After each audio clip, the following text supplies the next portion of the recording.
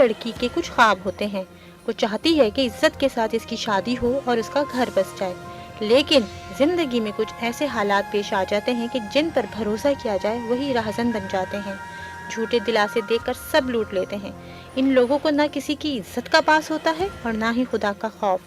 ऐसा ही धोखा मिला नाज़िमाबाद कराची से ताल्लुक़ रखने वाली ज़ारा खालिद को। झूठी मोहब्बत के यकीन दिलाकर रकम ली, शादी करने और रकम वापस करने के तकाजे पर धमकियां दी। आज माया कहानी के तवज्जुह से ज़ारा अपनी आवाज़ पूरी दुनिया तक पहुंचाएंगी, ताकि कोई और लड़की अपना सब कुछ ना लुटा सके। माया ने हमेशा सच का साथ देने की पूरी कोशिश की है। आज भी वो जानेंगी कि असल सच्चाई क्या है। वफा से बेवफाई की, मेरे ख्वाबों की जग हसाई की। बिस्मिल्लाहिर्रहमानिर्रहीम। माया कहानी में एक बार फिर माया कहानी की पूरी टीम न्यूज़ 1 पर आपकी खिदमत में हाजिर है। कुछ लोग बड़ी वफादारी के साथ बेवफाई करते हैं, यानी कि यूं कहें कि अगर उन्होंने बड़ी ईमानदारी के साथ बेईमानी की तो ये कहना गलत नहीं होगा। आप हमें फॉलो कर सकते हैं, हमारा फेसबुक पेज है माया कहानी के नाम से, और वहाँ पर आप हमसे रब्ता भी कर सकते हैं। ऑन स्क्रीन आप लोगों के लिए हमारा नंबर भी आ रहा है, आप हमें कॉल करके 24/7 हमारी टीम के साथ अवेलेबल है आपकी सर्विस पे। आपकी कहानियाँ, जो भी आपके वाक़यात, आपके किस्से, जिसको आप दुनिया के सामने लाना चाहते हैं या चाहती हैं, आप हमसे रब्ता कर सकते हैं। और साथ साथ अगर आपसे कोई एपिसोड हमारी मिस हो भी जाए तो आप न्यूज़ 1 का यूट्यूब चैनल सब्सक्राइब कीजिए, ताकि कोई भी एक अहम कहानी, किसी की एक आप बीती, किसी का एक दर्द से भरा कोई मैसेज शायद आपकी ज़िंदगी को चेंज कर दे या बेहतर कर दे या नज़रिया ही बदलने में एक छोटा सा किरदार अदा कर दे। आज के प्रोग्राम की तरफ चलते हैं तो आज हमारे साथ हैं ज़ारा। अब ये ज़ारा कौन है? ज़ारा एक अदद बेटी हैं। बेटा मेरा फ़ोन आ रहा है, अदा आप ले लीजिएगा। क्या कहते हैं, ज़ारा के साथ एक माशाल्लाह पढ़ी लिखी हैं, जॉब भी करती हैं। बहुत शुक्रिया, ये ले लीजिए। जॉब भी करती हैं, अब शऊर याफ्ता हैं, है ना। अभी इनसे पहले कि मैं आपकी इनसे बात कर रहा हूँ और मुलाकात कर रहा हूँ, शऊर याफ्ता, पढ़ी लिखी, सुलझी हुई बच्ची, अच्छे घर की बच्ची धोखा खा जाती है।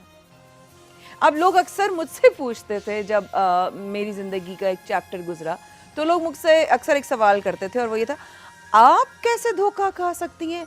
आप तो इतनी समझदार हैं, आप तो इतने दुनिया के लिए लड़ती हैं, आपने कैसे गलत फैसला कर लिया? तो यकीन मानिए इसका जवाब तो आज तक मैं भी ढूंढ रही हूँ। आइए देखते हैं आज आने वाली जो हैं ज़ारा, उन्होंने हमें आने से पहले क्या वीडियो मैसेज भेजा। प्लीज़ आप लोग। अस्सलाम वालेकुम माया, मेरा नाम ज़ारा है। मैं अपनी मर्ज़ी से आपके प्रोग्राम में आना चाहती हूँ। मैं एक बंदे को एक्सपोज करना चाहती हूँ जिसने मेरी इज्जत ख़राब की, मुझसे मेरे पैसे खाए और मुझसे शादी भी नहीं की। मैं उस बंदे को आपके प्रोग्राम के थ्रू एक्सपोज करना चाहती हूँ। उनका नाम मोहम्मद तैयब है।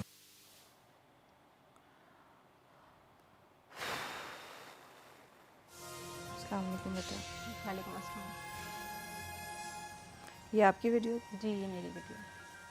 आर यू श्योर आप इस केस को लाना चाहती हैं शो? बिल्कुल, मैं लेकर आना चाहती हूँ। पढ़ी लिखी हो? जी बिल्कुल, पढ़ी लिखी हूँ। जॉब करती हो? जॉब करती हूँ। कहाँ से शुरू करना चाहोगी अपनी कहानी, कहाँ से बताना चाहोगी? मैं जिस बंदे को एक्सपोज करने यहाँ पे आज आई हूँ, वो लोग अपने आप को बहुत इज़्ज़तदार बोलते हैं, और मुझे नहीं पता था मैं उससे धोखा खाऊंगी, एक ऐसे बंदे से धोखा खाऊंगी कि जिस पे मैंने इतना भरोसा किया होगा। और वो भरोसा कोई मैंने नहीं किया, यानी मैं ये नहीं बोलूँगी कि वो भरोसा मैंने किया, वो भरोसा मुझे दिलाया गया। मतलब इतना मुझे भरोसा दिलाया गया कि अब मैं जब ये सोचती हूँ कि मैंने क्यों भरोसा किया, तो मुझे अपने ऊपर हैरत होती है कि मैंने एक ऐसे बंदे की बातों में मैं कैसे आ गई। इतनी पढ़ी लिखी होके, इतनी सेंसिबल होके, हर चीज़ समझती थी, सब कुछ था, लेकिन आंखें बंद थी। क्या था? अब मैं एक ऐसा सच बताना चाहती हूँ, यानी मैं इसीलिए यहाँ पे आई हूँ कि वो मेरे सच को कभी उन्होंने बताने ही नहीं दिया मुझे। यानी जो सच था उसको उन्होंने कभी बताने ही नहीं दिया, ना अपने पेरेंट्स के सामने बात आने दी। कभी कोई ऐसी जो भी बात थी वो उन्होंने अपने नज़रिए से, अपने तरीके से पेश की सबको। ओके। जो मेरी बात थी उसको वो सामने कभी उन्होंने उस तरीके से आने नहीं दिया। ओके। फ़ोन को बेटा साइलेंट कर लो, हो सकता है तुम्हें कोई देख रहा हो तो हो सकता है उन्होंने वो कर दिया। जी। हाँ, तो ये 2018 की बात है। मैं उनका नाम मोहम्मद तैयब है। सबसे पहले तो मैं यहाँ पे कराची उनका नाम, में ही रहते? जी कराची में रहते हैं, नाज़माबाद लेकिन में नाम तुम अपनी जिम्मेदारी पे ले रही हो? बिल्कुल मैं अपनी जिम्मेदारी पे उनका नाम ले रही हूँ। उनका अल्लाह नाम तुम्हें मोहम्मद सलामत तैयब है। रखे। 2018 की बात है ये। मैंने एक बीकॉम किया था। मतलब बीकॉम से पहले भी मैं शुरू से सेल्फ, कहते हैं ना एक बंदा होता है, तो फैमिली बैकग्राउंड ऐसा था कि कभी ज़रूरत नहीं पड़ी पैसों की। माँ अल्हम्दुलिल्लाह। बाप ने कभी फोर्स नहीं किया किसी भी चीज़ के लिए, पेरेंट्स ने कभी फोर्स नहीं किया। ट्यूशन्स देती थी, ओ लेवल ए लेवल के बच्चों को हमेशा, और ट्यूशन्स दी, अच्छी अर्निंग थी। शुरू से एक ड्रीम था गाड़ी लेने का, कि गाड़ी लेनी है मुझे। यानी जब मैं इंटर में थी तो जब से मेरा ड्रीम था कि मुझे गाड़ी लेनी है। तो कुछ सेविंग्स की हुई थी, फिर सोचा यार ये ट्यूशन से तो मेरी गाड़ी वाला सपना पूरा नहीं हो सकता, ड्रीम्स पूरे नहीं हो सकते। तो एक नया माहौल बना था वहाँ पे, मैंने एक नई जॉब स्टार्ट की अपनी। फर्स्ट जॉब थी वो मेरी वहाँ पे। अच्छा, पहली जॉब जो पहली जॉब थी वो ठीक मेरी। है। अच्छा, इसी इसमें मेरी बहन और मैंने डिसाइड किया कि यार ट्राई करते हैं, कोशिश करते हैं, शायद कोई गाड़ी हमें मिल जाए। अच्छा जी। तो हमने कोशिश स्टार्ट की, ढूंढी गाड़ी ना। तो मेरा इनसे राब्ता हुआ गाड़ी के सिलसिले में। इनसे बात हुई, उन्होंने मुझसे गाड़ी कहा, से समय क्या काम करते थे जो इनसे राब्ता ये हुआ? मुझसे बोल रहे थे कि मैं जापानीज़ गाड़ियों का काम करता हूँ, जापानीज़ की परचेजिंग करते हैं। इनसे राब्ता कैसे हुआ? मैंने फेसबुक पे कांटेक्ट किया था इनसे, इन्होंने कोई ऐड लगाया हुआ था। अच्छा, कार ऐड का। लगाया हुआ, जी। ठीक। मैंने इनसे कांटेक्ट किया। कांटेक्ट करने के बाद मेरी इनसे बात हुई गाड़ी के बारे में ना। तो इन्होंने मुझसे कहा ठीक है आप मुझे बता दें, मैं आपको लाके दिखा देता हूँ गाड़ी। अच्छा, गाड़ी थोड़ी जैसे कि नॉर्मल ऐड को देखकर हम कॉल करते हैं, करता है, बिल्कुल ठीक है, ऐसी मैंने ओके। भी, और हम लोग भी इसी तरह करते हैं कि कोई चीज़ परचेज करनी होती है तो हम लोग लाइक सही बात है, ऑनलाइन ऐसे ही देखते हैं हम, बिल्कुल ऐसा ही है, बिल्कुल सही कह रही है। हमने कर लिया, कांटेक्ट किया मैंने, ये गाड़ी दिखाने के लिए आए, गाड़ी दिखाई, खैर उन्होंने पेमेंट वगैरह बताई, तो वो मेरी रेंज से थोड़ी सी ज़्यादा थी। ठीक है। मैंने और मेरी बहन ने ये डिसाइड किया, वो पहले मुझसे कहने लगी लोन ले लेते हैं, बैंक से ले लेते हैं। फिर हाँ, उसने क्योंकि कहा, दोनों बहनें चलो, काम कर रहे थे। बिल्कुल। उसने कहा रुक जाओ, हाँ। थोड़ा दिन और रुक जाओ। फिर वो हाँ। बैंक के आपको पता है मसले मसाइल, तो उसने कहा डिटेलिंग काफी है, जी, पेपर यही वर्क चीज़ बहुत थी। है, बिल्कुल ठीक है। फिर हमने कहा ठीक है, हम रुक गए। मैंने खैर वो बात वहाँ ख़त्म हो गई। ये मुझसे मुसलसल कांटेक्ट में रहे, मतलब पूछते रहे गाड़ी के बारे में। 2018 बिल्कुल 2018 की बात। पूछते रहे कि क्या हुआ क्या नहीं हुआ। फिर कहने लगे चलें कोई बात नहीं, ये सिलसिला नहीं हुआ। तो उन्होंने मुझसे दोस्ती की ऑफर की, मुझे दोस्ती जैसे नॉर्मली दोस्ती हो जाती है, बातचीत, क्योंकि बातचीत तो वैसे ही चल रही थी गाड़ी को लेकर। फिर वो उनका एक बिहेवियर इस तरह का था कि वो ओन करते हैं, जैसे एक बंदे को ओन करने लग जाते हैं ना, वो उनका बिहेवियर इस तरह का होता जैसे लाइक मैं जैसे जाती थी तो अकेले मत आना, मैं आके पिक कर लेता हूँ, मैं घर तक ड्रॉप कर देता हूँ। तो वो एक कहते हैं ना ओन वाली फीलिंग्स जो आपको आती हैं वहाँ पे। एक दफ़ा हुआ, 2 दफ़ा हुआ, 3 दफ़ा हुआ, कोई 1 महीना इस सिचुएशन में गुजर गया हमारा।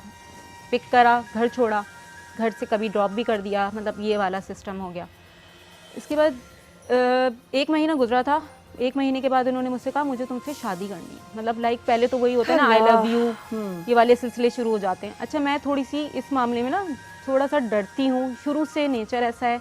किसी को मतलब कोई मुझसे इस तरह की बात करता है मैं पीछे हो जाती हूँ। मतलब मैं हूँ पढ़ाई के उसमें थी ज़्यादा, पढ़ना लिखना, फ्यूचर बनाना। तुमने कभी इससे पहले कभी पहले किसी के... कभी नहीं, कभी भी नहीं, लाइफ में कोई ऐसा नहीं हुआ। अब जब उन्होंने ये बात की मुझसे तो मैंने अपनी बहन को बताया, छोटी वाली बहन कि उन्होंने मुझसे शादी के लिए कहा। जी। तो मेरी बहन ने कहा, तो वो जाहिर है उसकी भी बातचीत थी, तो उसने कहा यार बंदा अच्छा है, देख लो, फैमिली बैकग्राउंड अच्छा है, सब कुछ अच्छा है, तो तुम्हें क्या मसला है, जाहिर है लाइफ में कोई ना कोई तो आना है ना। फैमिली बैकग्राउंड वगैरह का आइडिया हो गया था? हाँ, मतलब वो जो उन्होंने बताया हुआ था, मतलब लाइक उन्होंने जो मुझे चीज़ें बताई हुई थी, मुझे बस वही पता था। सही। अच्छा, ये सिलसिला शुरू हुआ तो फिर मैंने कहा ठीक है आप अपनी फैमिली से बात करिएगा। तो मैंने उनको हाँ बोल दी। फिर वो होता है ना कि अभी तो सिलसिला शुरू हुआ है, वो सिलसिला शुरू हुआ, उसके बाद टाइम पास होना शुरू हो गया, लाइक 6 मंथ्स ऑलमोस्ट गुजर गए। फिर इनके थोड़े से शुरू हुए, चीज़ें शुरू हुई कि यार ये मसला है, अब मेरा मोबाइल छिन गया है या मेरे पास मोबाइल नहीं है। पहला फर्स्ट जो चीज़ उन्होंने मुझसे ली थी, मुझे याद है, मैंने कोई सैमसंग का नया मोबाइल लिया था अपनी फर्स्ट जॉब से। शुरू कर दूं चीज़ें। हाँ, सैमसंग का मोबाइल लिया था मैंने फर्स्ट अपनी से सैलरी से, बिल्कुल न्यू था। उन्होंने मुझसे कहा कि रमज़ान थे, उन्होंने मुझसे बोला कि मेरा मोबाइल छिन गया, मेरे पास तो मोबाइल नहीं है, बड़ा परेशान हूँ, तुम्हें पता है मेरा काम ऐसा है। और आपको राब्ता कहाँ से किया? अपने उस पे किया, मैसेंजर पे। अच्छा, मेरा मोबाइल ऐसे ऐसे चोरी हो गया है और अच्छा। मुझे इस तरह से मैसेज किया ना। तो मैंने कहा ठीक है, फिर कोई छोटा टूटा फूटा मोबाइल होगा उनके पास, वो यूज़ कर रहे होंगे, मुझसे मिलने के लिए आए ना। तो कहने लगे देखो मुझे तो कैसे लोगों से मिलना पड़ता है, मैं इस तरह का मोबाइल यूज़ करूँगा तो उसका इम्प्रेशन क्या जाएगा। अब एक बंदा ओन कर रहा है, आपको हर चीज़ में ओन कर रहा है, तो आपका भी कुछ, मैंने कभी अभी तक कुछ भी वो नहीं किया। मैंने अपना मोबाइल निकाल के उनको दे दिया, उन्होंने वो मोबाइल ले लिया। पहली चीज़ जो मैंने उनको दी थी अपनी, वो थी, और वो मेरा नया, बिल्कुल कहते हैं ना बिल्कुल न्यू चीज़ थी, वो मैंने उनको दे दी। फिर इसके बाद बस ये सिलसिला चलता रहा, फिर शुरू और फिर ये मामला हुए। इकरा यूनिवर्सिटी में एडमिशन लेना था, फादर ख़िलाफ़ थे, इनके चाचू ख़िलाफ़ थे कि नहीं ये लोग हैं कारोबारी लोग, ये लोग जो है वो बस मैट्रिक तक करते हैं, आई डोंट नो, मुझे कुछ नहीं पता। बस उन्होंने मुझे ये बताया था कि हमारे पेरेंट्स हमें अलाउ नहीं करते पढ़ना, क्योंकि इनका कारोबारी बिजनेस है या फैमिली बिजनेस होता है। इस बंदे ने बोला जी, तैयब ने। फिर उन्होंने मुझसे बोला लेकिन मुझे तो लेना है, मैं खुद कुछ करना चाहता हूँ, खुद करना चाहता हूँ, यानी अपने उस पर करना चाहता हूँ कि मुझे क्या करना है। इन्होंने मुझसे अपनी फ़ीस के पैसे लिए, यूनिवर्सिटी में एडमिशन लिया, 40,000 रुपये उनके उस वक्त एक होती है ना सेमेस्टर फ़ीस कह लें आप, या तो अच्छा। कोर्स फ़ीस होती है वो एक इनकी ना। Okay. तो इन्होंने फ़र्स्ट टाइम मुझसे वो 40,000 रुपीज़ लिए थे। ठीक है। वो इन्होंने मुझसे लिए, 2-3 दफ़ा लिए कैश? उन्होंने मुझसे, जी बिल्कुल कैश। मेरे घर पे आके मुझसे पैसे लेते थे, और ये भी बिल्कुल ऐसा है कि मैं जहाँ अभी रहती हूँ ना रिहाइश, वहीं नीचे आते थे मुझसे पैसे लेने कि भाई पैसे इतने ज़रूरत है या जो भी है वो लिए और चले गए। अब ये इसी तरह सिलसिला चल रहा था हमारा ना, ये मैंने उसी और उसमें ना आपने जॉब देना शुरू कर दिया आपने इनको? बस मैंने दे दिए उनको उसमें कि भाई जब इसका फ्यूचर बनेगा तो मेरा फ्यूचर बनेगा ना। मेरे माइंड में वो वाली चीज़ थी कि इनका फ्यूचर बनेगा, तो मतलब वो यही कहते थे कि मैं जब तक कैसे बात करूं घर में, जब तक मेरा फ्यूचर नहीं बनेगा तो मैं तो बात ही नहीं कर सकता घर में। फिर इन्होंने एक नई कहानी मुझे सुनाई कि मुझे एक कैफ़े खोलना है। मैं कोई वो नहीं करना चाहता, मैं कैफ़े में जगह देख रहा हूँ, मुझे पैसों की तो ज़रूरत जब है। आपसे मिले थे अब तक कोई जॉब नहीं करते थे उस वक्त? सिर्फ ये गाड़ियों की परचेजिंग थी, और वो मुझे बाद में वो हुआ कि वो कोई इतना बड़ा बिजनेस नहीं था इनका, ये फ्रेंड्स के साथ मिलके लाइक इस तरह ऐसे ही से करते कुछ हैं था। कोई जो भी ये बोले, क्योंकि मैं बन चुकी हूँ बेवकूफ़, इसलिए मैं बोल रही हूँ कि ये तो आपको जो भी बोले मेरा गाड़ियों का बिजनेस है, ये प्लीज समझ लीजिए कि फाइनेंशियल सिचुएशन बहुत आइडियल नहीं है, गाड़ियों की भी सिचुएशन बहुत आइडियल नहीं है। ठीक है, 2-2 3-3 लोग मिलकर भी गाड़ी खरीदते हैं, वो खड़ी रहती है, क्योंकि इस वक्त लोगों के लिए गाड़ियाँ खरीदना, अफोर्ड करना प्लस टैक्स, बिल्कुल जो है ये बहुत ज़्यादा रनिंग बिजनेस नहीं है। It can be a side business, not a main business, या एक मेन सोर्स ऑफ इनकम कह दीजिए। जी। फिर कैफ़े का एक नया इन्होंने मुझसे बोला, मैं पेरेंट्स से नहीं मांग सकता, मुझे खुद करना है, मुझे बहुत बुरा लगता है उनसे पैसे मांगना। अच्छा। कोई 2.5 लाख रुपए की उन्होंने मुझसे रकम की डिमांड की। उनको आइडिया था कि मेरे पास गाड़ी के लिए जो मैंने रखे हुए सेविंग, अभी तो तुम गाड़ी नहीं ले रही हो ना, तो वो सेविंग मुझे दे दो, मैं कैफ़े स्टार्ट करता हूँ। और जो है ये इस तरह से उन्होंने मुझसे कोई 2.5 लाख रुपए उस वक्त लिए। मैं पहले सोचने में भी पड़ी कि लूँ नहीं दूँ, मेरे माइंड में आया 1-2 दफ़ा कि दूँ नहीं दूँ, लेकिन फिर मैंने उनको दे दिए वो 2.5 लाख रुपए। इसके बाद मैंने जॉब भी चेंज कर ली थी, मैं एक हॉस्पिटल में जॉब स्टार्ट की थी, मैंने नई जॉब थी, उसमें मेरी अर्निंग ज़्यादा थी। बस ये सिलसिला, मतलब मैं लाइक उनसे मुसलसल, फिर मुझे लगा कि टाइम ज़्यादा हो गया है, अब मुझे इनसे बोलना चाहिए शादी के लिए, तो मैं उनसे मुसलसल बीच में बस ये बोलती थी कि अब कब करेंगे बात, कब करेंगे यार, अभी सेटल ही नहीं हूँ, कैसे बात करूँ, अभी सेटल ही नहीं हूँ, करूँगा बात। इस तरह से मुझे बोलते रहते थे। मेरी नई जॉब थी, मैं थोड़ा सा मसरूफ़ ज़्यादा हो गई थी, मिलना भी कम हो गया था, जैसे पहले वहाँ मिलना था तो मैं नहीं मिल पाती। अब तक पहली मुलाकात से लेकर अब तक कितना टाइम गुजर चुका था? पहली यानी अभी बोल रही हैं आप जॉब, न्यू जॉब की बात? नहीं, जब आप जहाँ वाकया पहुंचा है ना, कि आपने इनको पैसे दिए, उसके बाद आप कही थी कि यार मैं नई जॉब की वजह से टाइम नहीं दे पा रही थी, लेकिन आप बार बार उनको कह रही थी कि भाई शादी की बात आगे बढ़ाओ। वो तो हमारी बात तो चलती थी ना, मिलना भी कभी 6-8 महीने, जी 6-8 महीने गुजर चुके थे। बिल्कुल 6-8 महीने गुजर चुके थे। ठीक है, यार ये समझ लें आपके 2019 आ गया था, और 2019 का अक्टूबर की बात है ये, 2019 के अक्टूबर तक अब हम पहुंचे हैं। आगे चलेंगे, इस वक्फे के बाद हमारे साथ रहेगा कि 2000 अक्टूबर के इस वाक़े के बाद अब आगे और क्या क्या ज़ारा बताना चाहेंगी और किन किन बातों पे से पर्दा उठाएंगी। पता नहीं क्यों, मगर मुझे समझ नहीं आता आखिर कब तक। इस वक्फे के बाद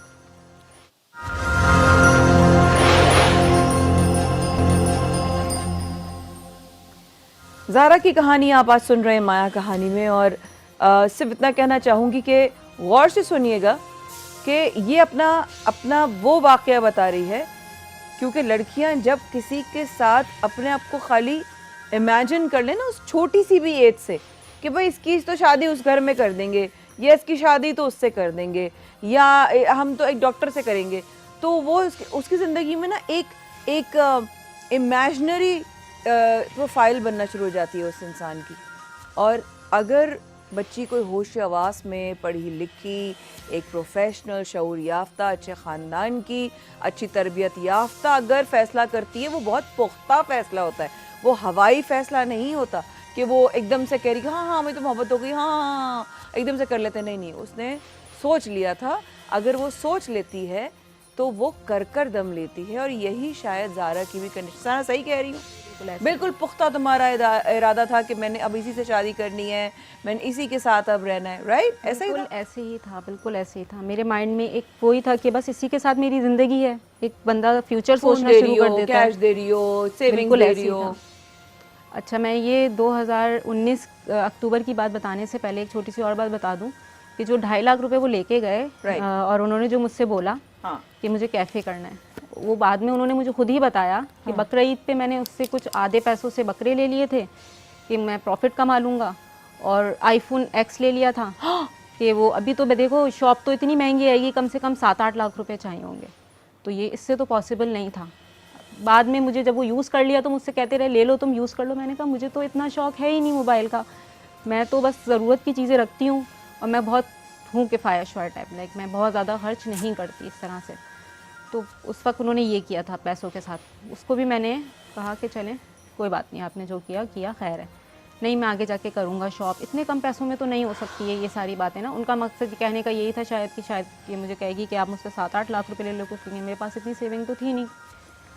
फिर मतलब मुलाकात थोड़ी हमारी कम हो गई थी बीच में, क्योंकि मैं इस साइड पे आ गई थी, फील्ड चेंज कर ली थी, मेरी वर्किंग थोड़ी हार्ड थी, तो मुझे मुसलसल बुलाते रहते थे मिलने के लिए। पूछा उसने तुमसे तुम्हारी सैलरी कितनी है? बिल्कुल पूछा था उन्होंने मुझसे, इन्फॉर्मेशन रखी तुम्हारी? बिल्कुल। इवन मुझसे ये तक कहते थे कि मैं तुम्हारे घर आता हूँ पैसे लेने, सही है, तो मुझे एटीएम कार्ड दे दो, मुझे ज़्यादा आसानी हो जाएगी पैसे निकालने में, ये तक मुझसे कहते थे। लेकिन जाहिर है मेरी भी अपनी ज़रूरतें थी, तो वो एटीएम कार्ड मेरे यूज़ में भी था। एक लम्हे के लिए भी तुम्हारे जहन में नहीं आया कि यार ये एटीएम मांग रहे हैं? उनका, मैं आपको उनका बिहेवियर, उनका जो ओन करना है ना, वो अगर आप देख लेना तो आप खुद बोलेंगी। यानी वो 1 महीने के अंदर जो उन्होंने मुझे ओन किया था, वो मेरे दिल के अंदर ऐसा है ना कि मुझे अभी तक जब मैं ये चीज़ें सोचती हूँ मुझे एक ड्रीम सा लगता है। मुझे ऐसा लगता है कि जैसे ये सपना है और नहीं आँख खुलेगी। खाना खाया तुमने? मैं कुछ ला दूं तुम्हारे लिए? भूख तो नहीं लगी? डॉक्टर को दिखाया तुमने? दर्द हो रहा है तुम्हारा? बिल्कुल ऐसी था। दवा लोगी? इतनी से लेके एक छोटी से छोटी चीज होती है ना, हर चीज, हर तुम्हारी चीज, बिल्कुल मुझे पता है तुम्हारी वहाँ नींद नहीं पूरी होती होगी, है ना? इंशाल्लाह हम सब साथ रहेंगे, हमारी जो है ना नींदें आराम करेंगे, तुम्हें मैं वो ज़िंदगी दूंगा इंशाल्लाह जो किसी ने सोचा भी। ऐसे ही बोल रहा होगा ना? बिल्कुल यही वाली बातें थी, यही वाली चीज़ें थी सारी। यानी इतने अरसे में जो ये आई लव यू वाला वर्ड होता है मुझे थोड़ा फेक लगता है। उन्होंने जितनी बार बोला होगा मैंने नहीं बोला, मतलब शुरू में तो बिल्कुल भी नहीं बोलती थी मैं। मतलब एक होता है ना एक आदत जान, गुड़िया, बेबी, वर्ड से इतनी शदीद नफरत है और इतनी चीप मुझे ये वर्डिंग लगती है कि ना मैं खुद यूज़ करती थी, ना मुझे पसंद है कि मैं ये वर्ड यूज़ करूँ। तो यानी इस अरसे में मैंने कभी ये चीज़ यूज़, इनसे ये वाले वर्डिंग कभी यूज़ नहीं किए। फिर ये अक्टूबर की बात है, इन्होंने मुझे कहा मिलने के लिए, मैंने इनको बोला बल्कि, क्योंकि मुझे था कि मैं इनको शादी के लिए बोलती हूँ तो ये शायद फ़ोन पे नहीं सुनते। तो कहने लगे तुम एक काम करो, तुम अलादीन के पास आ जाओ। अलादीन, ये पार्क, अलादीन पार्क है वहाँ पे, कहने लगे कि वहाँ बैठ के नीपा से टूवर्ड्स, बिल्कुल उसके बराबर में है पेवेलियन क्लब, बिल्कुल है। उन्होंने मुझे वहाँ बुलाया, मैं ऑटो से गई। फिर ये वहाँ मेरा तुम्हें बात कर रही हूँ, कराची में जो नहीं रहते, नहीं वाकिफ, अलादीन पार्क होता है, पवेलियन क्लब, माशाल्लाह बड़ी दुनिया सैर व तफरी के लिए आती है वहाँ पर। तो ये ऐसी जगह है, अम्यूज़मेंट पार्क है और पब्लिक प्लेस है ये जी। फिर वहाँ बुला के इन्होंने मुझसे कहा कि चलो यहाँ चलते हैं। उसके बराबर में ही एक, मैं आपको, गेस्ट हाउस है वो बेसिकली। उन्होंने मुझसे कहा कि यहाँ बैठ के हम आराम से बात कर सकते हैं।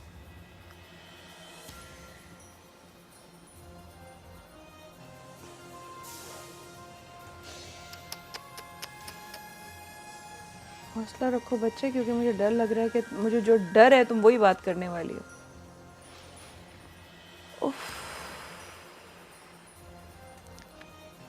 बहुत कोशिश की खुद को बचाने की, लेकिन उन्होंने मुझसे कहा कि शोर मचाओगी तो हम दोनों को पुलिस वाले ले जाएंगे।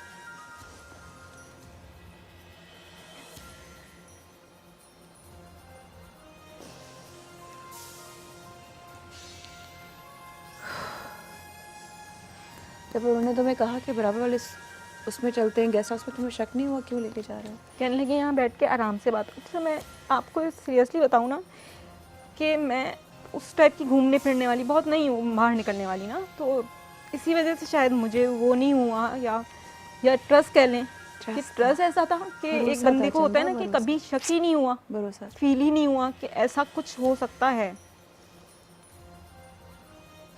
खैर घर आई, कुछ समझ में नहीं आ रहा था, दिमाग बिल्कुल माफ था। उन्होंने तुम्हारी इज्जत पे वो हाथ बोली। डाला बेसिकली। बिल्कुल मेरी इज्जत ख़राब की उन्होंने।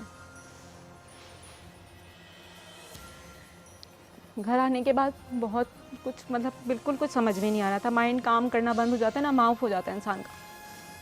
नहीं आया समझ के क्या करूं, किससे बोलूं, घर में किसी को बताऊंगी तो मतलब मुझे तो कुछ नहीं समझ में आ रहा था। मेरी फैमिली वाले तो उनको तो ये बिल्कुल भी बात वो नहीं होती। बहुत हौसले से अपनी एक दोस्त को बताया दूसरे दिन ही, उसने मुझसे, उसको पूरी बात पता थी ना सारी इनकी, शुरू से लेके जब मैं ये वाली न्यू वाली जॉब में थी उनको मैंने बताया था। बहुत अच्छी फ्रेंड थी मेरी, उनको बताया। उन्होंने मुझसे पहले तो ये कहा कि ज़ारा ये बहुत गलत हरकत है, तुम FIR करवाओ जाके। उसने मुझे उसी दिन बोला। मैंने कहा कैसी बात कर रही हो यार आप, एक बंदा जिससे मैं तो उनके ख़िलाफ़ कैसे FIR करवाऊँगी। कहने लगी यार तुम, इतनी बड़ी बात है ये, तुम या तो उसको शादी के लिए फ़ोर्स कर लो, शादी अभी कर लेने का तुमसे फ़ौरन के फ़ौरन तैयार है तो तुम ठीक है इग्नोर कर दो इस बात को। मैंने कहा ठीक है मैं उनसे बात करूँगी। अच्छा 2 दिन तक उस वाक़ये के बाद उन्होंने मुझसे बात नहीं की है, ना मेरे अंदर वो था कि मैं उनको मैसेज करूं या कुछ, मैंने नहीं किया उनको मैसेज। खैर मैंने उनसे फिर बात की, मैंने कहा आप कब अपने घर वालों को लेकर आएंगे, बात करेंगे। नहीं तुम परेशान नहीं हो, मैं जल्दी लेकर आऊँगा अपने घर वालों को, जल्दी बात करूँगा। यही करते रहे। फिर मुझे एक अच्छी अपॉर्चुनिटी मिली लॉरियल प्रोफेशनल में काम करने की। मेरा माइंड नहीं था कि मैं दोबारा कोई जॉब को स्किप करूं, लेकिन वहाँ की जो एक लाइफ स्टाइल है, ये बोल लें या आप ये बोल लें कि सैलरी कोई हाई थी बहुत, समझ लें जो मैं यहाँ ले रही थी वहाँ से बिल्कुल डबल थी। अच्छा, इनको पता चला तो उन्होंने मुझसे फ़ौरन कहा कि तुम फ़ौरन से चेंज कर लो। अच्छा इसी उसमें यानी जिस ये वाला वाक़या हुआ है, मेरा ATM कार्ड भी गायब था। ये वाक़या 2019 में हुआ है? जी अक्टूबर 2019 में हुआ है। ATM मेरा मिस था, मेरा दिमाग ही काम नहीं कर रहा था। एक बंदे के साथ एक ऐसी चीज़ अच्छा, ये वाक़या भी 2019 अक्टूबर में हुआ है? बिल्कुल मुझे नहीं आइडिया था मेरा कार्ड कहाँ है कहाँ नहीं, मैंने कोई उस पर ध्यान ही नहीं दिया, मेरा कोई वो ही नहीं था कि कहाँ है कहाँ नहीं। खुद ही अपने मुंह से बताया कि मैंने तुम्हारा ATM कार्ड लिया हुआ है, कि मुझे ज़रूरत होती है, बार बार तुम्हारे पास आना पड़ता है, तुम मसरूफ़ होती हो, ये सब बहाने मेरी। फिर इनके कहने पे, इनके फोर्स करने पे मैंने अपनी जॉब चेंज की कि चलो यार एक अच्छी अपॉर्चुनिटी है, उसको मुझे करना चाहिए। मैंने अपनी जॉब को इसके बाद फिर नॉर्मल हो गए कुछ दिनों बाद तुम लोग? बिल्कुल नॉर्मल हो गया। मैं आपको अपनी चैट दिखाऊं ना, मेरी हर चैट में एक जुमला होता था और एक फोर्स होता था उनको कि यार आप कब शादी करेंगे। बस फिर मुझसे लड़ाई करते थे इस बात पे कि क्या तुम हर वक्त पीछे पड़ी रहती हो। कितना टाइम हो गया था आप लोगों के जान पहचान को? तकरीबन साल गुजर गया? साल गुजर चुका था। साल में आपके वालिदैन में से किसी से नहीं, उसके वालिदैन में से किसी से नहीं मुलाकात हुई आपकी? नहीं हुई। घर वालों में से भी किसी? सिर्फ मेरी बहन से उनकी मुलाकात हुई। आपकी बहन से ना? मेरी छोटी क्या वाली उसके घर में से किसी से आपकी मुलाकात हुई? नहीं, मेरे ठीक है, मैं वजह बताइए जो मैं सवाल कर रही हूँ। खैर आगे बताओ। खैर वो मेरा ATM कार्ड भी यूज़ करते रहे मुसलसल। मैंने जॉब चेंज की है, बहुत हार्ड जॉब थी वहाँ। मैं काम कहे तुम बस काम करो, मैं इसको देखो, मैं कैसे उस पैसे को घुमाऊंगा, मैं कैसे हम अपना फ्यूचर ऐसा बना लेंगे, यही सब बातें वो मुझसे मुसलसल करते रहते थे। कभी जब मैं उनको फोर्स करती थी शादी के लिए तो उनका एक ही जुमला होता था कि अगर तुम्हें बात करनी है ना, इसके अलावा कोई बात करनी है तो मुझसे कोई बात करो, अगर इस बात के अलावा कोई बात करनी है। मतलब अब तो मैं मजबूर हूँ, आपके सामने है ना, मैं तो एक चीज़ ऐसी हो गई मेरे साथ कि मैं तो अब बिल्कुल मजबूर हूँ, उनको पता है मैं मजबूर हूँ। उसके अलावा मेरा तो दिमाग यही था कि अगर ये मेरे माइंड में उस वक्त आना शुरू हुआ कि अगर इसने मुझे छोड़ दिया तो मैं कहाँ जाऊँगी, मैं कहाँ जाऊँगी, मैं किससे क्या बोलूँगी। मतलब उसके बाद ये गुनाह करने का उसे दोबारा बोला? एक दफ़ा और कोशिश की थी उन्होंने मुझसे, लेकिन वो मतलब नहीं कर पाए थे। लेकिन वो अभी की बात नहीं है, अभी मैं आपको आगे जब बताऊँगी तो उसमें आप उनको कॉल लगाएं, आप देखें उनका बिहेवियर। आप कॉल लगाएं उनको, मैं बोल रही हूँ आपको, आप उनको कॉल लगाएं, मैं बात करूँगी आपके सामने, आप उनका बिहेवियर देखिएगा कि उनका बिहेवियर क्या है। आपने नंबर दिया है? जी मैंने दिया है नंबर उनका, कर लीजिए ट्राई, अगर वो जवाब देते हैं तो।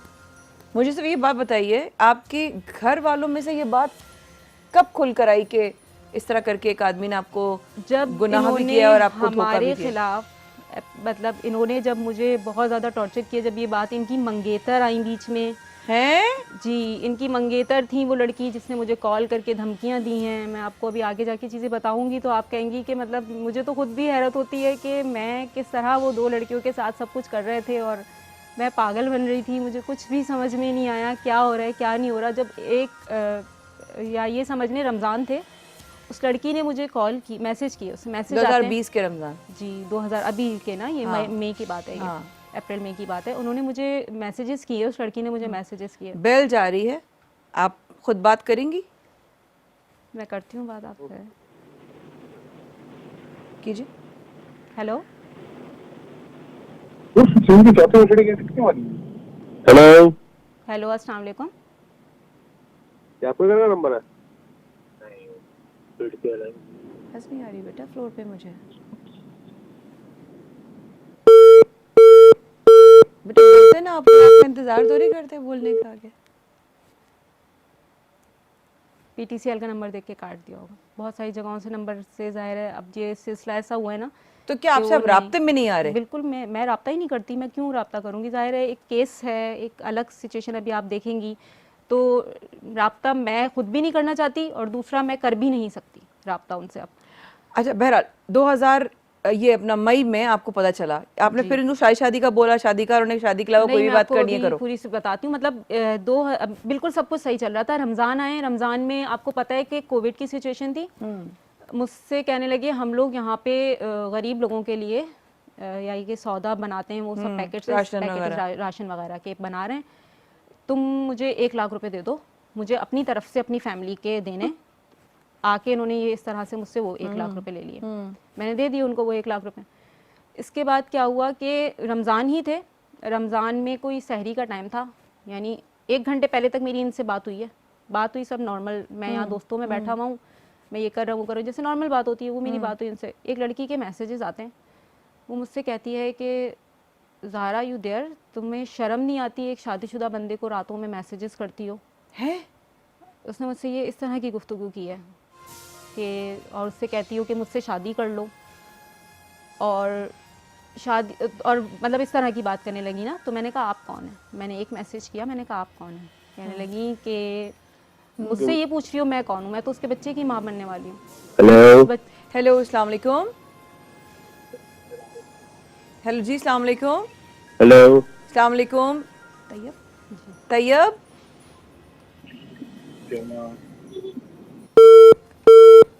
आवाज नहीं आ रही, पता है वो हेलो हेलो कर रहे हैं, उसको आवाज नहीं आ रही है।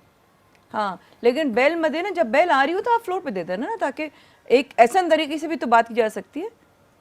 जी कहती है कि मैं तो उसके बच्चे की माँ बनने वाली हूँ। ये अल्फाज थे उस लड़की के, वो मैसेजेस भी मेरे पास सेव हैं।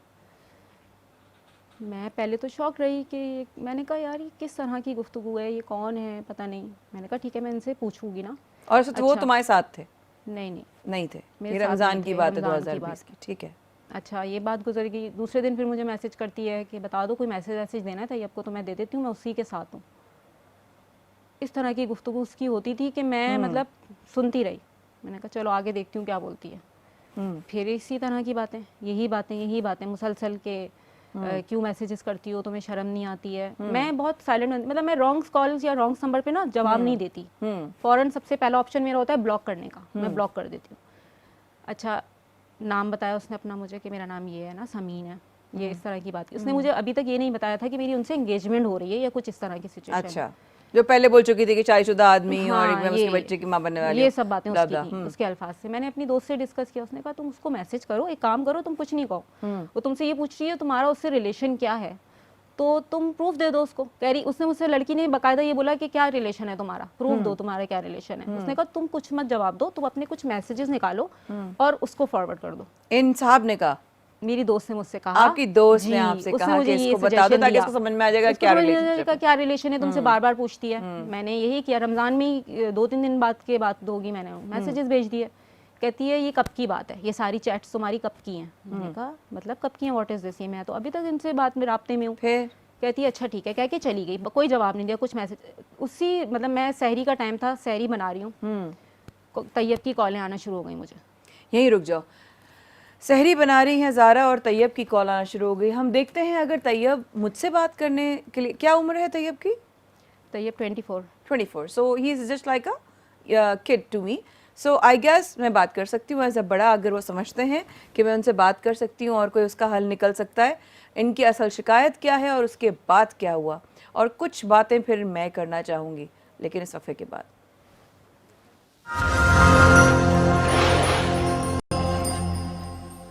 माया कहानी में एक बार फिर हमारे साथ आने का बेहद शुक्रिया। आज ज़ारा हमारे साथ मौजूद हैं और इनकी कहानी सिर्फ इनकी नहीं है, मैं समझ सकती हूँ क्योंकि मैं बहुत ज़्यादा डीपली कनेक्टेड फील कर रही हूँ ज़ारा की कहानी से, क्योंकि कहीं ना कहीं नहीं, यकीनन मेरे साथ भी हुआ। ज़्यादा बड़े पैमाने पर यह हुआ कि बहुत बड़ा पैसों का गबन हुआ और करने वाला ज़ाहिर हम सफ़र था। तो उसका जो झटका होता है ना इंसान को, कि जिसको वो अपना सब कुछ मान लेती है और उसके बाद इसकी बग़ैर शादी के इसके साथ गलत किया, इसके साथ ज़्यादती की, इसके साथ गुनाह किया और इसने ये महसूस करना शुरू कर दिया अब मेरी ज़िंदगी में कुछ नहीं बचा है और मेरे अब मेरी शादी हो जाए। बहरहाल बेल जा रही हो तो फ्लोर पे दीजिएगा, मैं बात करके देखती हूँ तैयब से, हो सकता है तैयब मुझसे बात करें। तो अब सिनेरियो ये है कि हम पहुँचे थे उस, हाँ जी, हेलो जी, अस्सलाम वालेकुम तैयब। वाइस्लाम। बच्चे मैं माया खान बात कर रही हूँ, अगर आप बात करेंगी मुझसे तो। जी बोले। अच्छा, अब मेरे साथ ज़ारा बैठी हुई हैं, ज़ारा ने आपसे बात करनी है, पूछ। नहीं सॉरी, मैं बात नहीं कर सकता। अच्छा, आप मुझसे कर सकते हो। आप बोले। अच्छा ठीक है, मुझे सिर्फ इतना पूछना है बच्चे कि आपने जो भी सिनेरियो था, अब अगर इसकी सुलह की कंडीशन आ रही है तो what is the real scenario right now? आप क्या क्या कहना चाह रही हैं, मुझे फिर से बताएं। तुम क्या पूछना चाहती हो? ये मुझसे बात नहीं करेंगे, आप करें इनसे बात, आप जो लेकिन अगर तुम भी कुछ पूछना चाहती हो तो मैं पूछ लेती हूँ, क्योंकि वो रिस्पेक्टफुली मुझसे बात कर रहा है, इसलिए मैं आप पूछें जो आपको पूछना है इनसे। मुझे सिर्फ ये पूछना है कि तैयब ये जो बात बता रही हैं मुझे, क्योंकि ज़ाहिर मैंने एक तरफा बात सुनी है अभी तक, लेकिन जो भी ये बात बता रही हैं इसमें कितनी सच्चाई है आपके ख्याल में? आप वैसे हैं कौन? आवाज़ तेज़ कर दीजिएगा। मैं कह रहा हूँ आप वैसे हैं कौन? बच्चे मैं कुछ भी नहीं हूँ, एक बहुत छोटी सी एंकर हूँ, एक न्यूज़ चैनल में काम करती हूँ। अभी लाइव शो में थे तो उन्होंने कहा था, आपकी ये शिकायत लेकर आई थी कि आपके हवाले से। ठीक है। तो मैंने इससे कहा कि भाई अगर बच्चा पढ़ा लिखा है तो मैं भी बात कर लेती हूँ, कोई बात नहीं, मतलब हो सकता है वो किस चैनल से आप? जी मैं न्यूज़ 1 पर हूँ भाई। न्यूज़ 1 पे है जी ठीक है। बोले, आप बोले क्या बोल रही हैं? जी बोले, आप बोले क्या बोल रही हैं? नहीं, मुझे कुछ नहीं बोलना। थैंक यू बेटा, थैंक यू बात करने के लिए, थैंक यू सो मच। तो मुझे तुमने जो फ़ोन मिलवाया अभी, ये किस नज़र, तुमने क्या सवाल चाहती थी तुम करो? मैं आपको ये दिखाना चाहती थी कि ये इस बारे में बात नहीं करना चाहते, यानी कोई भी, जब भी हमने इनसे कोशिश की है इस बारे में बात करने की, तो अगर मैं इनसे शायद कोई बात करती तो ये फ़ौरन फ़ोन काट देते, यानी ये इतनी भी बात नहीं आपसे पूछते कि कहाँ से क्या है। तो वो पूछना चाह रही हूँ कि तुम क्या बात करना चाहती थी, क्योंकि मुझे सवाल नहीं समझ में आ रहा था, क्योंकि वो मैं सिर्फ आपको ये दिखाना चाहती थी कि ये इस टॉपिक पे बात नहीं करना चाहते, यानी ये जब भी मेरे बारे में कोई बात होती थी या कोई इनसे फ़ोन करके इनसे तो डिटेल नहीं बात करना चाह रहा, दफा करो, तो छोड़ो, फिर क्या करना है बात करके, फिर क्यों मिलवाया? दिखानी है ना मुझे कि ये क्या है, तो बताओ जो भी तुम्हारी जो सच्चाई है, देखो वो तुम्हारी तरफ का तस्वीर का रुख, बिल्कुल, क्योंकि मैंने तैयब से ना मिली हूँ, ना मुझे मालूम है कि उसकी तस्वीर का रुख क्या है, मगर तस्वीर के दो रुख होते हैं। बिल्कुल ऐसी है, ठीक है। और तीसरा वो जो असल में हुआ हो, दूसरा रुख वही है जो वो सबको बताते हैं कि ये इनका रुख मैं आपको बता देती हूँ थोड़ा सा, कि ये मुझसे गाड़ी लेने आई थी, गाड़ी के हवाले से इनसे बातचीत रही, यानी 3 साल तक गाड़ी के हवाले से हमारी बातचीत रही। इन्होंने गाड़ी के लिए मुझे 4 लाख रुपए दिए, यानी जो ये मुझे वापस करना चाह रहे थे, यानी 4 लाख रुपए दिए। उसके बाद बाकी की पेमेंट के लिए इन्होंने मुझे अपना ATM कार्ड दिया। ये इनकी अपनी कहानी है बनाई। अच्छा। और फिर ये मेरे पीछे लग गई कि मुझसे शादी करो, और जब मैंने इनसे शादी से मना किया तो इन्होंने मेरे खिलाफ FIR कर दी। ये इनकी कहानी है जो ये सबको बताते हैं। आखिर में बहरहाल तुम्हारी कहानी, स्टोरी खत्म हो गई सिचुएशन की? नहीं, बस फिर ये हुआ कि रमज़ान थे, मुझे कॉल करते हैं और कहते हैं कि तुमने मतलब क्या फसाद मचा रही हो, उससे क्यों बात कर रही हो। ये इनके अल्फाज थे। अच्छा हुआ तुम्हें सब कुछ पता चल गया, मेरी तो जान छूट जाएगी अब तुमसे। मुझे ये खुशी है कि तुमने उसको जो बताया, चलो खैर है जो बताया तुमने, मुझे मेरी जान छूट जाएगी। फिर वो लड़की कहती है, मतलब वही जो उनका नाम समीन है, वो मुझसे बोलती हैं कि मुझे कोई फ़र्क नहीं पड़ता उसने तुम्हारे साथ क्या किया, तुम्हारा पास था, जो उसने किया, मुझे इस चीज़ से कोई फ़र्क नहीं पड़ता। मेरे घर वालों ने मेरा रिश्ता तय कर दिया उससे, और मेरी उनसे मंगनी होने वाली है, ये उनके अल्फाज से उन्होंने ये सारी बातें की। इसके बाद फिर मुझे सब जगह से मतलब ब्लॉक कर दिया। मेरी दोस्त ने मुझसे कहा यार इससे पैसे मांगो अपने, सबसे पहले सवाल इससे तुम पैसों का करो आप। कितने पैसे हो चुके थे अब तक? उस वक्त तो मैंने शायद काउंट भी नहीं किए थे मेरे पैसे कितने। भाई 5 लाख, 6 लाख, 8 लाख, 10 लाख, नहीं तकरीबन। जैसे मैंने उस वक्त इनसे 5 लाख की डिमांड की कि भाई मेरे इतने पैसे हैं, आप मुझे 5 लाख रुपए दे दो, मैं हट जाती हूँ पीछे। तो कहने लगे कौन से पैसे, वो तो तुमने अपनी खुशी से मुझे सारे पैसे दिए थे, कोई पैसे की तो कोई बात ही नहीं है हमारे बीच। किससे जाके रोगी, किस पुलिस स्टेशन वाले कुछ भी नहीं की थी तुमने? जी लिखत पढ़ तो तुमने कुछ भी नहीं की थी। एक ऐसे रिलेशन में आप कैसे लिखत पढ़त करेंगे?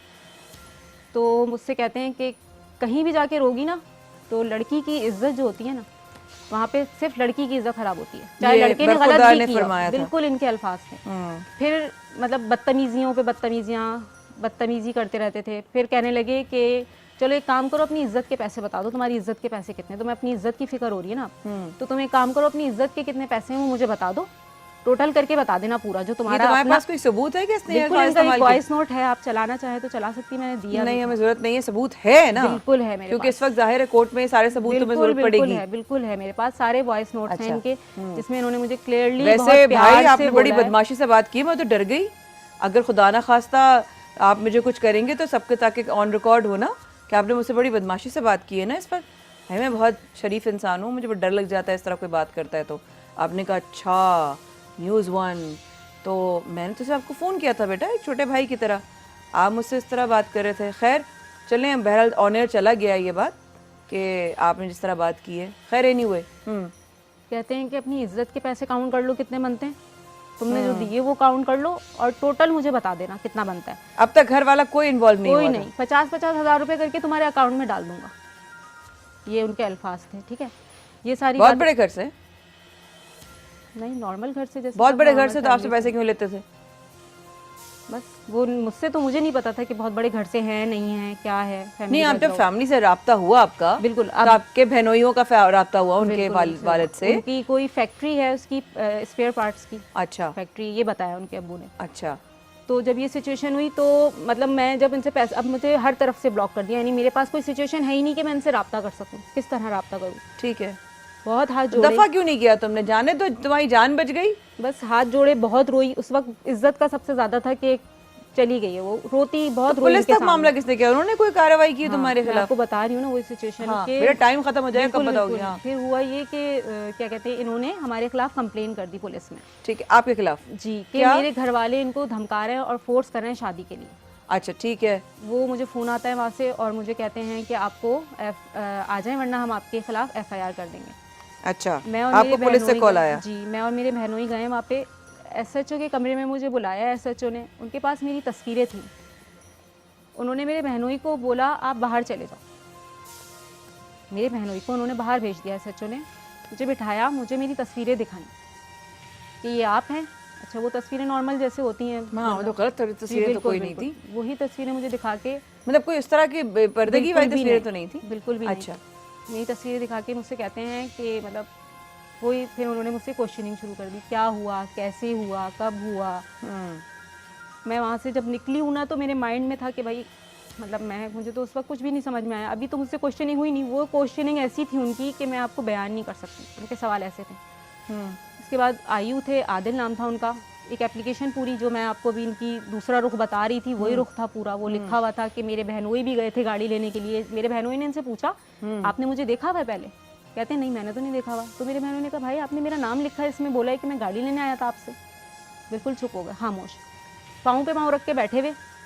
वो मुझसे क्वेश्चनिंग करे चला जा रहा है, गलत सलत, कि भाई आप क्यों पीछे पड़ी हुई थी, ये वो, इस तरह से ना सारी चीज़ें। इसके बाद फिर मेरे बहनों ने कहा ये लोग काबिल नहीं है, मतलब वही इज्जत पे बात शुरू कर दी, गलत सवाल करना शुरू कर दिए। मेरे बहनों ने कहा उठो यहाँ से, अब हम इनसे कानूनी तरीके से बात करेंगे। हम और उसके बाद फिर हमने FIR करवाई है। FIR करवाई और ये केस जो है, अल्लाह करे, मुझे पूरी उम्मीद है अल्लाह से और कोर्ट से भी कि आपके हक़ में फ़ैसला हो। और अब मैं कुछ सवालात करने की इजाज़त चाहती हूँ आपसे। इस पूरी कहानी से आपने क्या सबक हासिल किया? कि हर चीज़ अपने पेरेंट्स से शेयर करनी चाहिए। अगर कोई आपको, आपकी ज़िंदगी का बहुत बड़ा फ़ैसला है ना ये, तो आपको टाइम भी नहीं देना चाहिए, बल्कि अगर वो कोई बंदा आपसे इस तरह की बात करे तो सबसे पहले उसको बोलो कि अपने पेरेंट्स को लेकर आओ।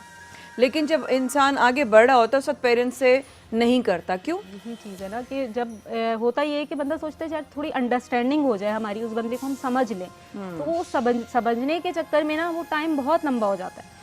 और बहुत सारी लड़कियां ये गलती करती हैं कि वो इस चीज़ को नहीं मैं कुछ समझ बातें पाती। करूंगी, बताइएगा अगर आप मुझसे अग्री करती हैं ज़ारा। तो एक तो कुछ चीज़ें हैं, मैं एक एज अ मैसेज तमाम बच्चियों को देना चाहूँगी, और वो ये है कि कुछ चीज़ों का ख्याल रखें जब आप किसी को पसंद कर रही हों, या इवन बच्चों से भी मैं कहूँगी, भाइयों से भी कहूँगी कि अगर किसी खातून को पसंद कर रहे हो तो चंद चीज़ों का ख्याल रखें।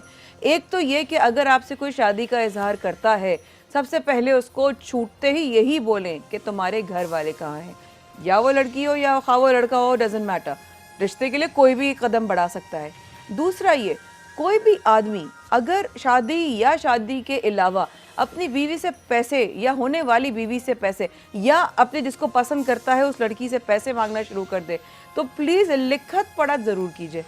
बिल्कुल सही कह अग्री करती हो इस बात बिल्कुल से? agree करती हूँ इस लिखत बात पढ़त ज़रूर कीजिए, सबूत ज़रूर होना चाहिए आपके पास, ठीक है, कि आपसे किसी ने पैसे लिए हैं, क्योंकि शादी एक बड़ा नाजुक बंधन होता है, ठीक है। और अगर शादी ना हो तो फिर तो कोई ताल्लुक ही नहीं है ना बहन भाई है, ना कोई मियाँ बीवी है, तो कोई भी इंसान पलट सकता है, चाहे वो औरत हो या मर्द हो।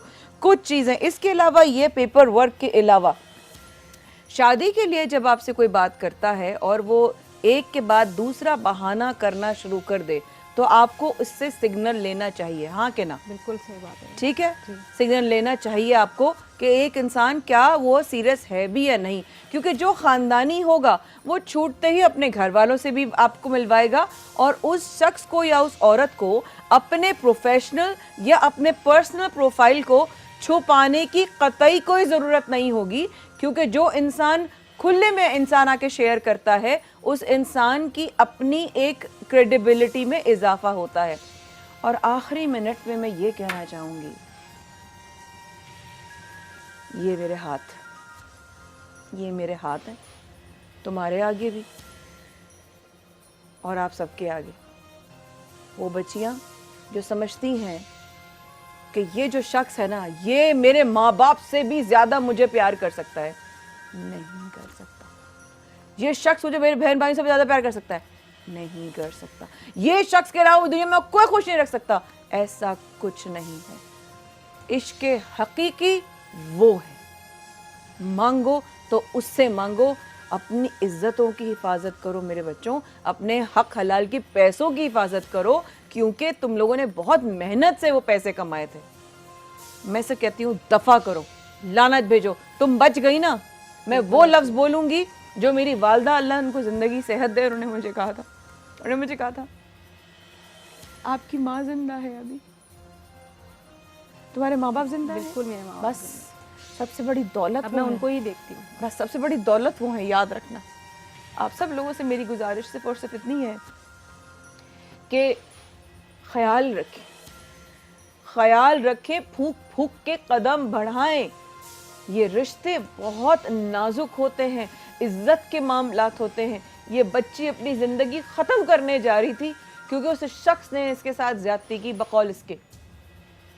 और भाई आपसे तो मैं ये कहूँगी कि मैं आपसे बहुत डर गई हूँ। तैयब भाई मुझे माफ़ कर दीजिएगा, मैंने तो सिर्फ आपसे सवाल किया था, आपने मुझे डरा दिया। लेकिन अल्लाह पाक की कसम, अपने अल्लाह पाक हबीब का साया मुझ पर सलामत रखे, उसके सदक़े से मैं सिवाय उस ज़ात की किसी से नहीं डरती। जो बात हक़ की होगी वही करके मरूंगी, डर के कभी नहीं मरूंगी इंशाअल्लाह उल अज़ीज़। अपना ख्याल रखिएगा, पाकिस्तान को परवरदिगार अपने ख़ास हिफ्ज़-ओ-मान में रखे। अस्सलाम वालेकुम।